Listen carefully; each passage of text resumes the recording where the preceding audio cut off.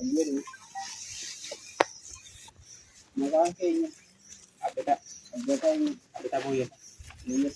Booyyee Saangaa. Gandi keenya Arbee Turane. Mana Miidhaqanii. Bakki leenjii Awwaash.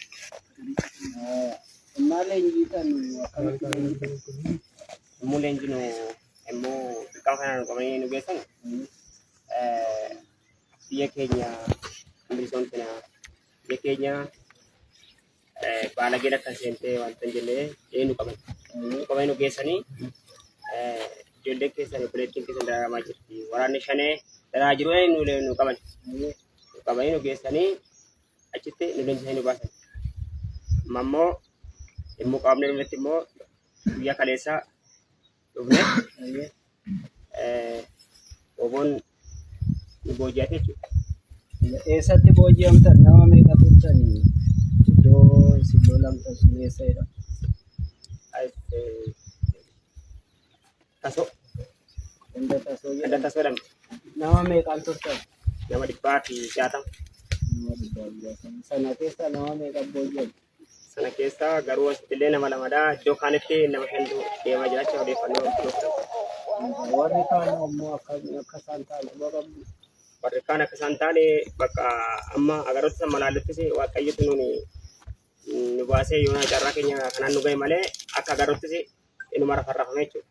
Inuma dhume.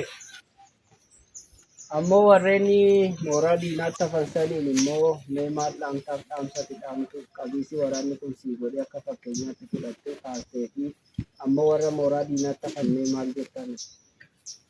Amma akka waraansi kun naa godhetti loon ibsuun barbaade kaleessa guyyaa kaleessatti qabee ani waraanni kun baay'ee dhibba namaa dadhabaa jira jechuudha.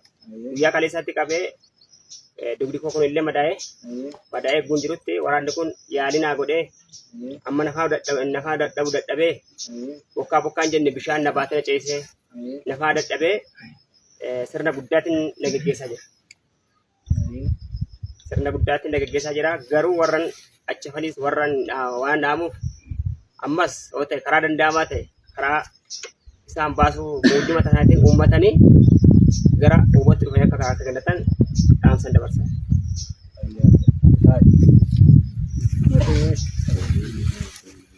Maqaan keenya Tulluu eenyu? Eessa gandi kee? Dagalee kan ganda kee aanaa kee godina kee Dawaalidha. Eessatti leenjii? Naannoo injitanu gaafa isin gara fedhiitiin gara mooraa mootummaa kana deemtan moo akkami? Fedhii hin deemne halkan keessa siyaasa ofiitti sagalee irratti dammaqii ta'e. Ayyee. Sagalee gaggaasee namoonni sodaadhaaf jecha ammoo dhaqee leenjee. Ayyee. Baay'een fedhee yan galchanii. Jaan galchanii godhamuu baay'ee bakka rakka guddaa keessan ture. Ji'a meeqa leenjitan? Ji'a lamaa fi guyyaa 18. Ji'a lamaa fi guyyaa 18. Erga leenjitanii garamitti bobbaatan sagalee ol qabu? Achi gara sagalee ol qabu. Gara kamitti? Gara Lagee Bahaa. Achirraa kaatanii garamitti? Achirraa kaanii Coobii galu. Ayyee Coobiiti yoo. Coobiidhaan immoo tasoo galee. Tasoo turtan, tasoo humna hammamiin turtan? Nama meeqa taatanii turtan? Nama 160. Nama 160 sun akka isaan taane quba qabdaa? Akkan argetti sammaan meeshii sammaan argetti baay'ee akka malee waan jedhanii.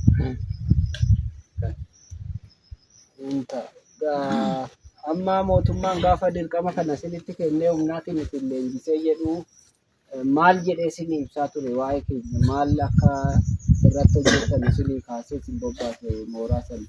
Biyya bilisoomaa isaan biyya balleessaa jiru. Naannoo maal waggaa birrii tokko sana hojjechaa ture reaallee hundaa hojjechaa ture ta'ee waan ta'eef birrii meeqa nyaattu jiran? 5,000 fi 5,300. Egaa waraanni bilisummaa Oromoo erga si booji'eeti qabaanni si gochaa jiru mee akkam fakkaata?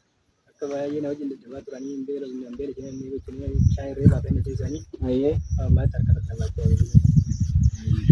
Ammoo warreen mooraa diinaatti hafaniif maal dhaamtu mee akka dhaamsan? Akka dhaamsa biyyaatti keessa jiraachuun isaanii warreen oduu deemanii kasaa hojjetanii jiraatanii danda'e. Waraanni bilisummaa Oromoo isaan maqaa balleessaa turan immoo qabaan isinii gochaa turee fi hamma jecha isaan achitti olola oofaa turanii fi isin ijaan argaa jirtan immoo maal fakkaata?